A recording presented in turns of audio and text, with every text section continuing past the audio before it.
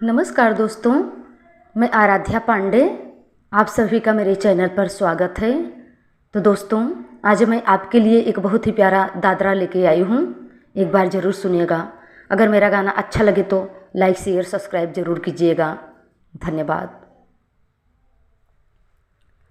पिया मांगई गवनवा अब का करे, पिया मांगई गवनवा अब का करे।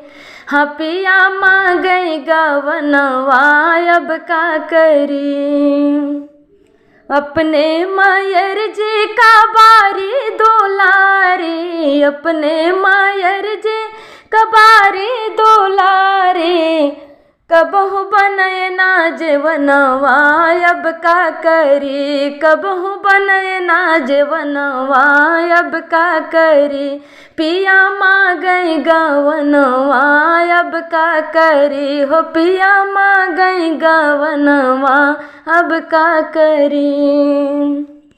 अपने पिताजी का बारी दुलारी, अपने पिताजी कबारे दुलारे। ओ परा गाढ़े परनवा अब का करी, परा गाढ़े परनवा अब का करी। पिया मांगई गवनवा अब का करी, हो पिया मांगई गवनवा अब का करी।